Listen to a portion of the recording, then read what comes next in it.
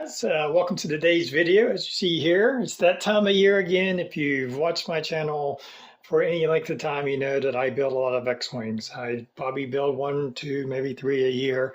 I enjoy it. I like doing all the different kits, the good and bad. So it's that time of year. Now, on the bench here, I have the AMT Pro Shop X-Wing. It comes with some motors, some electronics, a speaker, a little base that it opens and closes the wings, cockpit, stuff like that.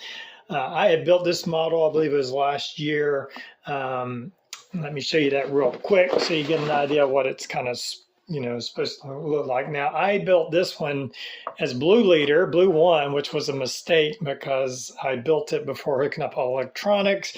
And when you hook up all electronics, part of the sound module, if you push this button right here, Red 5 standing by. Right there, it says Red 5 standing by. So I didn't know it was going to be Luke Skywalker speaking. There's a couple. I have you now. I'm Luke Skywalker.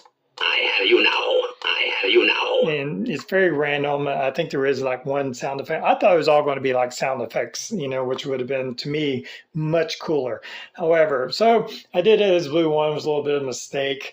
Now, I did not put in the motor for opening the cockpit. I figured that it probably would not open and shut properly, so I just left that off. But I did do the wings, and right now, obviously, it's in the open configuration.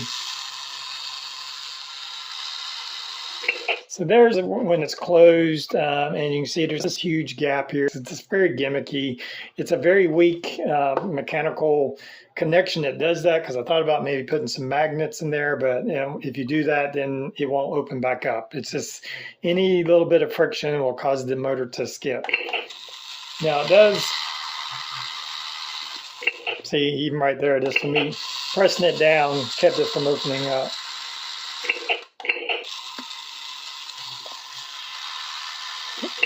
So when it does open, it opens okay, and that's the way I display it. So that's this, what it's, the kit comes, if you want to build it with all electronics, they're very outdated electronics. I don't even think they're LEDs. There's a lot of soldering and all these wires. It's a mess in here. I'm not a great person at consolidate my wires, but you have to solder the switches, the speakers, every little connection is something. So just keep that in mind if you're going to build it in that way, like I did this one. It takes, I think, was it 3, are those C's? Yeah, C batteries to power it all. So that's if you want to do all that. I'm going to put this aside and come back to this kit. So I'm not going to be building it like that. Now I'm going to go ahead and open this up. Like I've already kind of opened it up and looked at it. There are some nice things about it. It's not very accurate as far as the detail on it, but it's a nice size X-Wing. For something this large, you can get the 129th easy build one, which I've built several of those. Those are fun to get. You get a little bit bigger kit. I'm not quite sure of the scale on this. I'm sure it doesn't say on the box.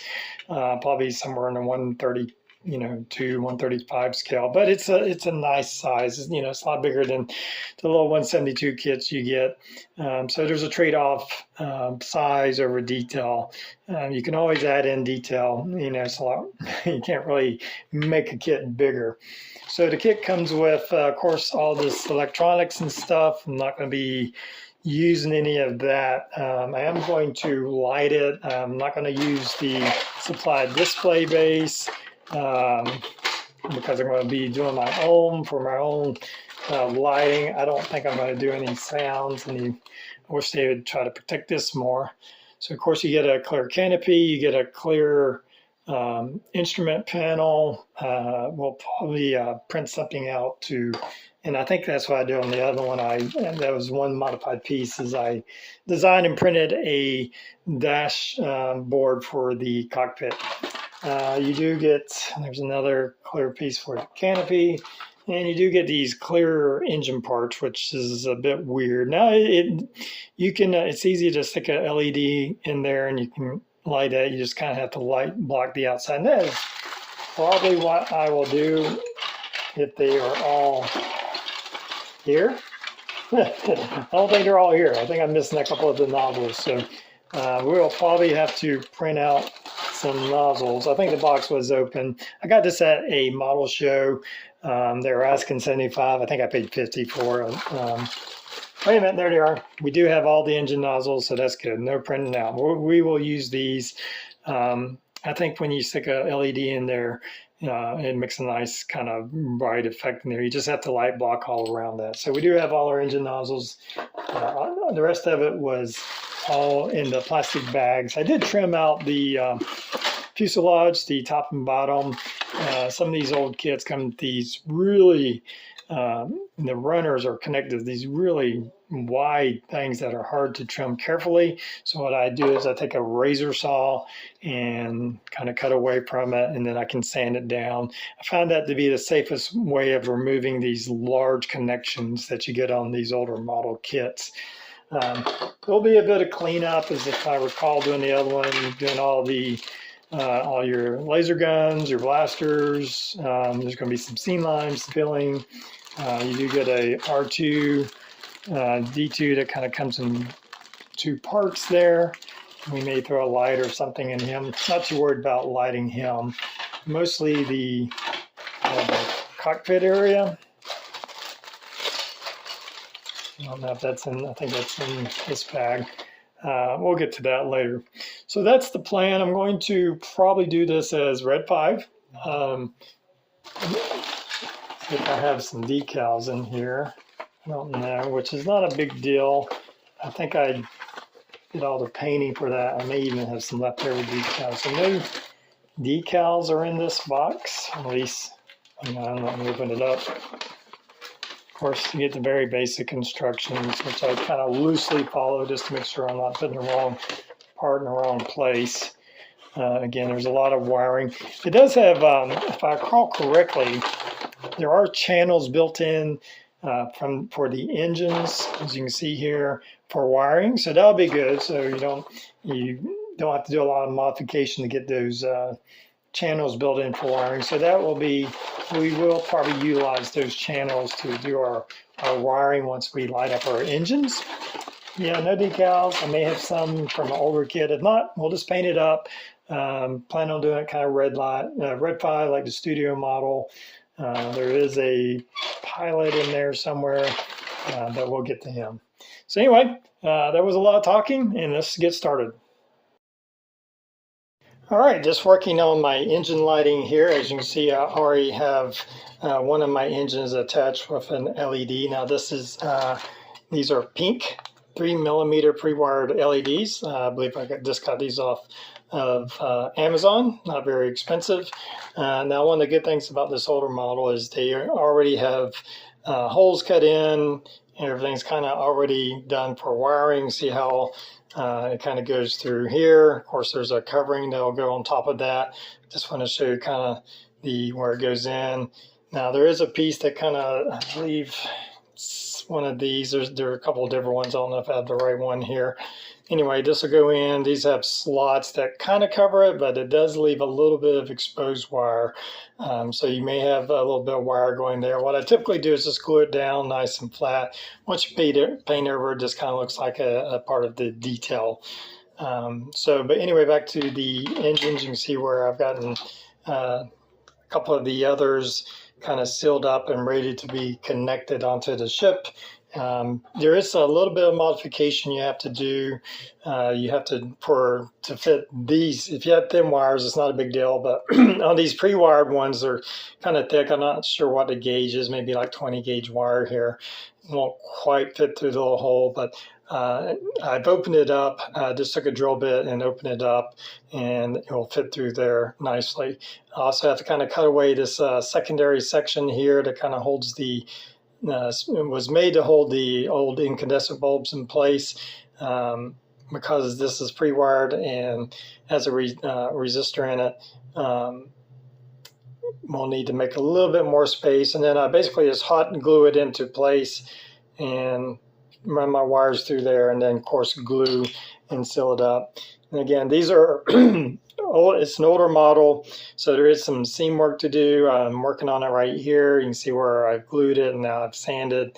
It just needs a little bit more fine sanding to address those lines. Here's one that I have not sanded, and you can definitely see that seam line going through, and I haven't even cleaned that off. So this is kind of a before and after picture.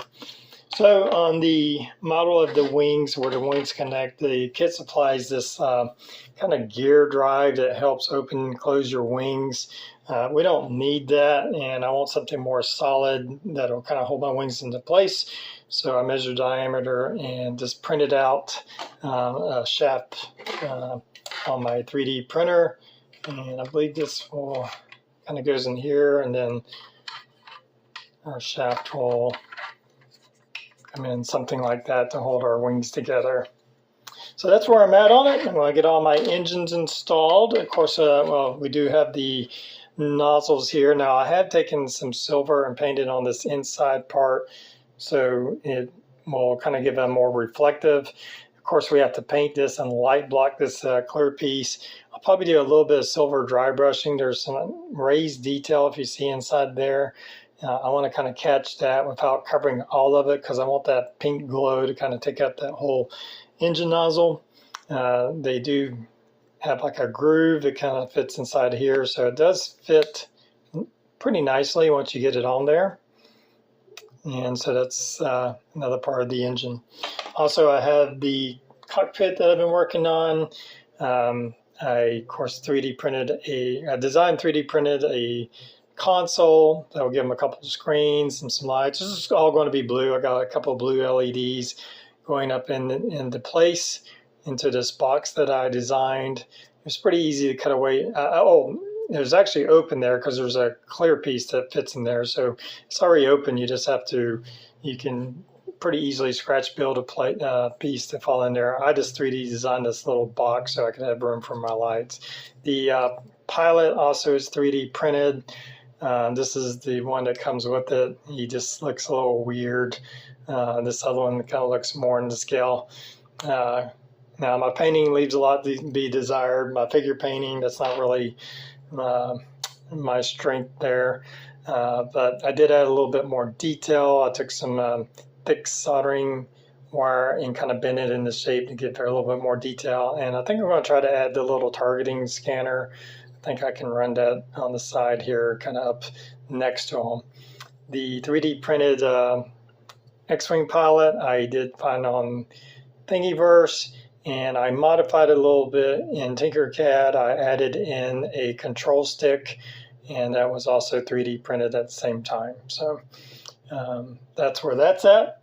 And let's keep moving forward and we'll get all this stuff, all the engines connected, and we got to figure out how these wings are going, how far these wings are going to be opened up inside the X-Wing. All right, I have my model basically broke up into 3 sections, 4 if you include the base. I'm just going to talk about the different sections. Start off with the wing sections. I now have all my engines, or the engines attached, the lights attached. You can see the wiring coming up and condensed down into 2 wires here. And again, we have those wires. Now it is going to show, but once we paint and prime, I don't think it would be too noticeable. I think if you use some really thin wires, you could probably hide it a little bit more, but not too worried about that. It's in the inner wing. There's already a lot of detail going on inside there. As you can tell, I've glued them. They're fixed into position. I did add in a few. These are parts from a different X-Wing, and that was just to help kind of strengthen this wings, because it has to kind of hold its shape once I go to set it on the body here. But not a whole lot of parts. Everything's attached. Got the engine nozzles over our LEDs. Of course, we'll have to light block and paint those with the rest of the model. A few parts here and there, not terribly complicated. And just running out the front of the ship, we have the upper part of the our X-Wing or fuselage. You can see where I've now attached the cockpit in there. Did a little bit, just add in some colors, some reds to kind of have some switches. I know I was watching Empire Strikes Back, and there's kind of a close-up view. There's a lot of little colored switches and stuff right there. Now the fuselage, the model, there was a bit of a gap in here.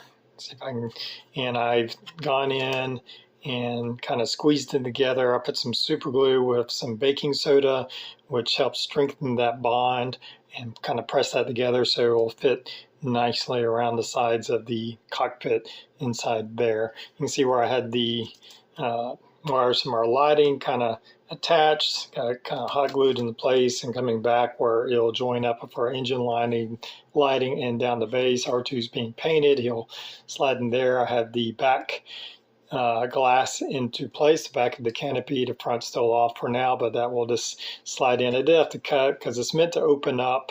You can see where there's kind of that clear piece makes like a hollow part where you can rotate it. Mine's going to be permanently glued in position, so I'll just cut off with that bar and then it'll slide into position there. So pretty happy with that. As you can see, the bottom of our fuselage here is now connected to this aluminum rod, our mounting pole. Again, that kind of glued in position using some super glue and baking soda, which makes a very strong bond. I had to drill that out. It's a really tight fit. I had to drill that one section out where the original base goes in. It was really tight fit, and then came up, and it's more than sufficient to hold the weight of this ship. Now I intend for this not to be permanently connected to the display base. In case I want to transport or sell it, I can pull it off and it'll be a little bit easier to ship, and so you don't have so much stress. That's when I do sell and ship them. That's usually a place of fire if you don't pack it carefully. So anyway, display base is just one of these 8x8 wood frames I get off Amazon. And then this piece right here is just something I designed on Tinkercad and printed on my Bamboo A1 with PLA filament. Of course, it's been primed and painted, just some visual interest, nothing in specific. I have a hole here for our on and off switch. The hole's big enough to and deep enough to where this will slide in. You'll hold the weight of the ship, no problem. You'll be able to move it side to side, and I'll have to make a little some connecting points on the wires. I'll have a 9-volt battery secured in the position down here. So that's the intentions on that. So from here, I need to run a wire and go ahead and get my wiring up from our connecting rod into the fuselage of the ship. We're going to take our wings here. Now we know from the line here indicating the landing bay doors, this is the bottom of our wings right here. They will slide into place. I'll have to kind of make sure they're even. There's a little bit of play right there. I'll glue those down. I may look at putting some kind of support to hold that in better, other than just kind of putting some glue there. And then of course we'll put the top of our fuselage. Oh yes, there's one other piece. I said 3, but let's not forget to put the back of the ship will go in right there, and then this will come in. And this is just a loose fit. I will say by gluing that sides together, it's made this fit together a lot better. I guess just over time, maybe it's expanded, or just quality of the part. And it wasn't fitting together. Since I glued that together, the fits come much better in getting this 2 parts of the fuselage to mate together. Obviously, we'll have to glue those down. We'll have to add the guns. I kept saying 3 parts, but we still have all the guns, which are put together, but they're going to be left off while I do painting and decals and stuff, so I don't break them as I'm trying to deal with all that. So anyway, that's where we're at, and I'm going to go ahead and get this all sealed up and probably mask off the canopy, and from there we'll start moving to a primer coat. All right, I have my ship mostly put together. The 2 parts of the fuselage are now glued together. I've done quite a bit of body work along the sides. There's quite a bit of body work around the engine bays. Right now, the guns are just kind of press fit on. I just want to kind of show you how it's going to look. Pretty happy with the look of the wings, how the wider split between the X, I think gives it that more aggressive look. It's quite a bit wider than what the original model looks like. See if I can get this into focus for you. Anyway, I'm going to take these off so I don't break these. I'll paint those up separately and glue those on. So on the body, there was quite a bit of gaps in here. I think since I didn't add in quite a few parts internally, there's quite a bit of gaps going on in here. And you can see where I put some styrene in here on the inner side between where it first starts to split in the body. Let's see if I can get that focused for you. My camera's not wanting to focus right now from this close, but you can see it right here. I also, you can see a little bit of styrene right here. There was a bit of a gap on the upper part right here, and if you look kind of just right, you could see into it. And so you can see that kind of piece of styrene strip that I mounted in there. Once I prime it up, it'll just look like added detail. So, and you can see here, this part still, it will fit on. You don't have to put it on before, it'll just kind of press into place. But you can see some of the styrene that I've kind of added in, which also made it quite a bit stronger because now that whole split is glued in position, which is glued to the frame. So all this is pretty strong, and you can see some of the wiring going on in there, of course, coming out here.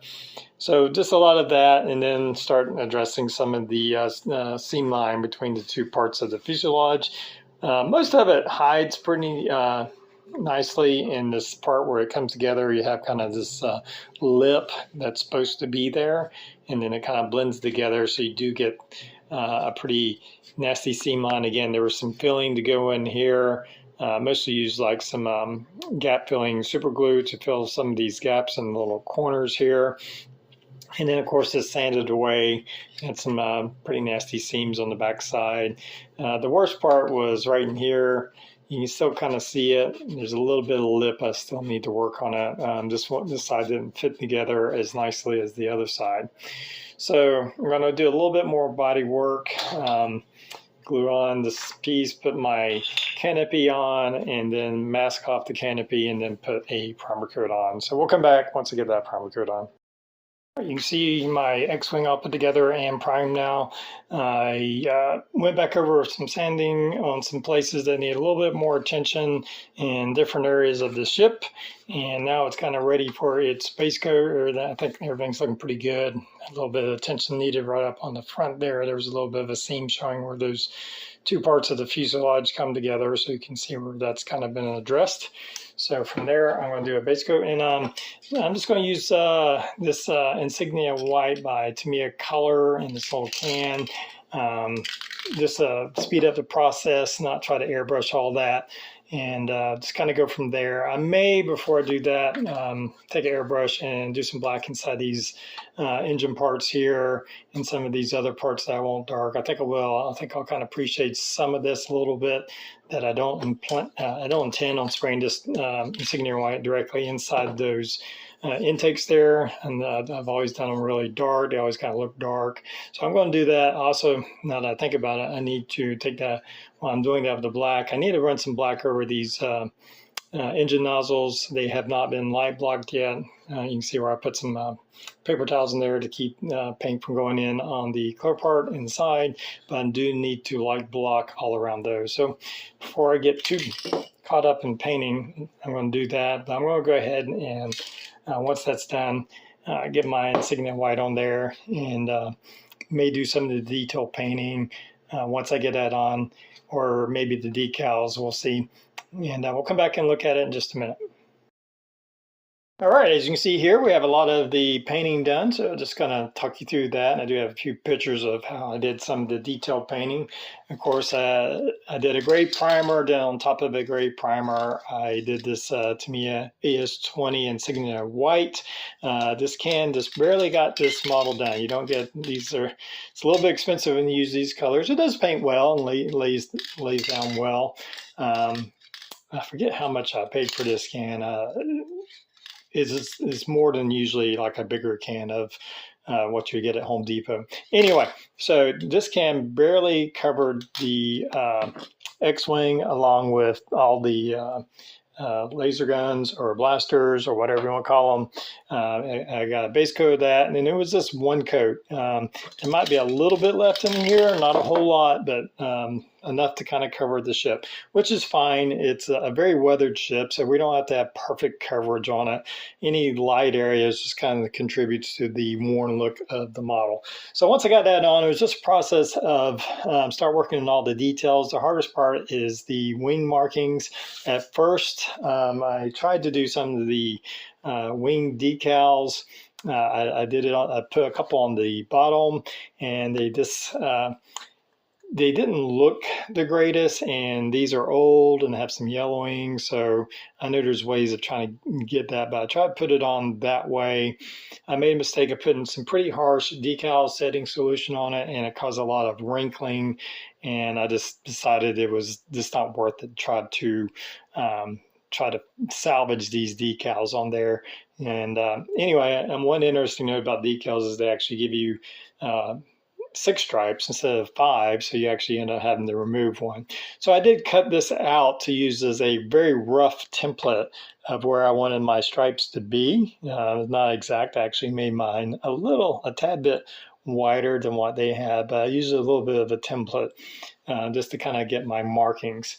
It was helpful to have a lot of different sizes of masking tape. Of course, you can cut them down, but I found it easier just to have these. I found this on Amazon. There's no brand name to them, but it came in a pack, and you get quite a bit, and it was a lot cheaper than buying it just like single roll.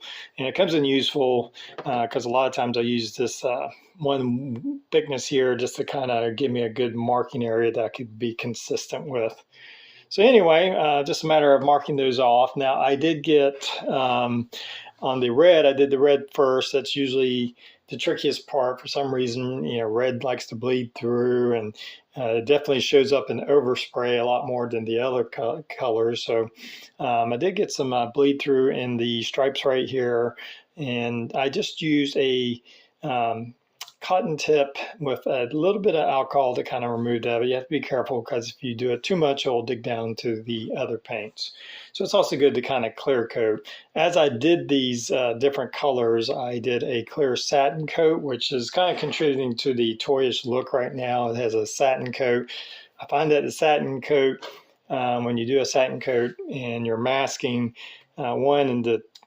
seems like the clear coat protects from lifting the other paint off, and also kind of seals better and kind of minimalizes the when you get that bleed under, it gives a better seal. So kind of a satin coat on that. You can see all the different kind of, I'm not going to go through all the paints here. These are, I think this isn't even all. I think I used some blacks and some other colors, but I have a lot of blues and grays, dark grays. This ivory color came in useful, or actually it was this light gray, almost very similar in color. This kind of these off-whites. This one has a little bit more gray, just light gray. I actually kind of used those to tone down some colors. The red I used for all the markings was from this Army painter, and it's carmine red. It's a little kind of a dark, kind of not deep dark red, but not a bright red. So it's kind of in between, which I thought was a good color. And you can see here where I've already kind of started weathering. And again, I just used a Q-tip with a little bit of alcohol to kind of rub away. I think I used a back end of to kind of scratch away back of one of my X-Acto knives to kind of scratch away a little bit, but mostly just using that Q-tip to kind of pull away the colors. And there was just a lot of masking the different areas. I did freehand this part of the engines, this light blue, and then the kind of yellowish color and the grayish color. I did freehand that. Saved me a little bit of time masking, but that was pretty easy. But some of these other ones, these long strips, it's just better to go ahead and mask it off, get nice clean lines. So there's a lot of different panels. You got some light blues, dark blues, and different things. For the kind of yellowish color, I went this yellow ochre to kind of give that stripe that goes kind of the middle of the fuselage. Again, we have some other markings. You have some markings on the wings here. Not completely done. There's still a few more, but most of it's done. The canopy was a bit stark. I did a mix of some blue and gray, but it was actually a lot darker than this. And I think that's where I took the kind of the light gray. I remasked the canopy back off and just get a kind of a misting coat to tone that down. And I had to do that on the on our cannons here too. This originally was very dark blue and it's just way too stark, so I took some of that light gray and just misted it over, kind of toned that down. So we're in pretty good shape here. I'm going to leave these off. Just make some moving around. You're doing a lot of moving around. These can be a little fragile. Matter of fact, this one needs to be glued a little bit. Just masking it off and painting it, I kind of cracked it a little bit there, so I'll have to fix that. The engines, as you can tell, there is some weathering going on when I painted with the darker grays and stuff. And I masked off the tips of the engine, but you can see here, I'm just freehanding with the airbrush with that darker color to go ahead and start getting some of that build-up, that soot look to it. I did that in between, kind of inside the wings here where I wanted darker. The intakes I sprayed with kind of that dark gray and some lighter grays to darken those up. So there's already a little bit of weathering going on here while I had the airbrush loaded up, just freehanding, giving that kind of burnt look, worn look to it. Still a lot of weathering to do, but I think I have to kind of mark off our torpedo where it launches the torpedoes.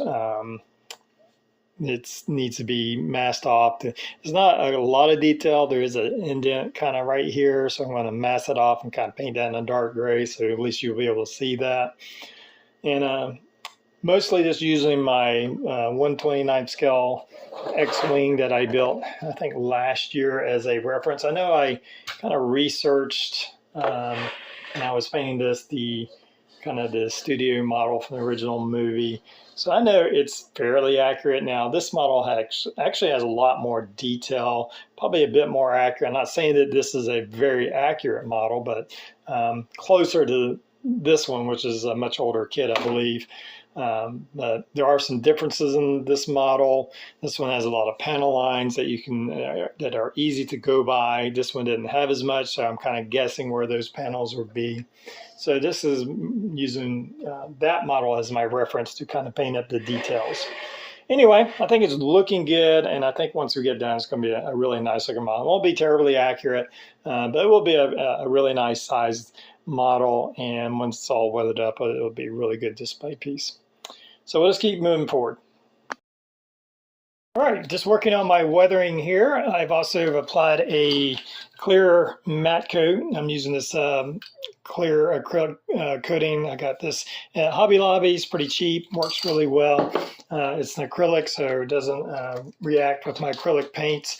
So anyway, first just going in on the studio model, there's a lot of these little, just like dark markings, and just took some dark gray paint and a little paintbrush to do some of these markings kind of throughout the ship in different places, kind of using the studio model as a guide. You can see where those are at. And from there, I've also did a little bit of a wash in some of these places that has a high detail that I wanted to bring out, some of the panel lines.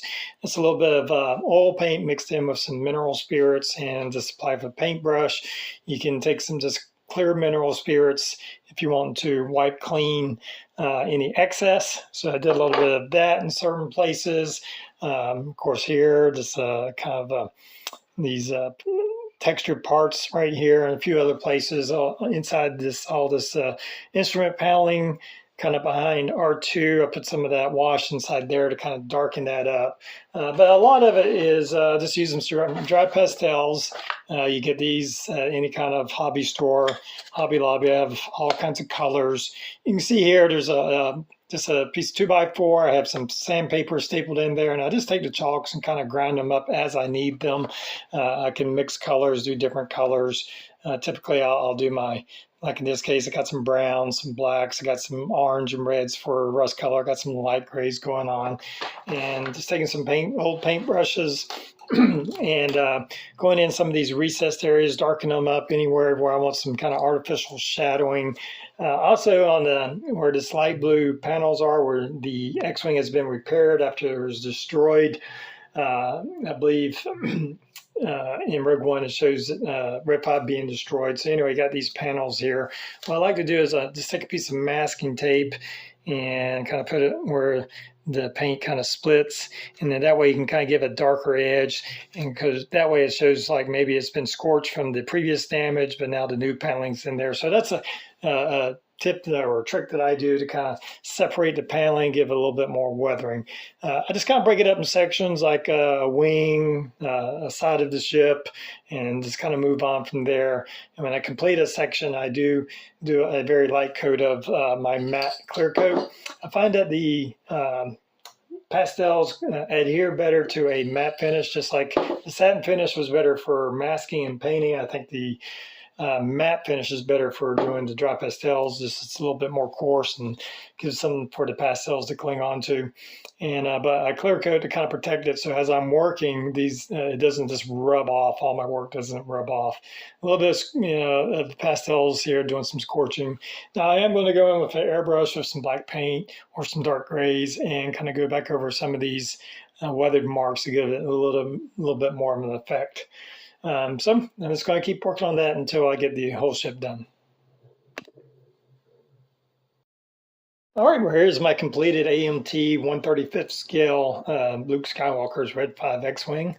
And pretty happy with how everything came out. I finished up doing my pastels, doing the clear coats. I did a little bit of some oil paints for some of these kind of darker rust stains.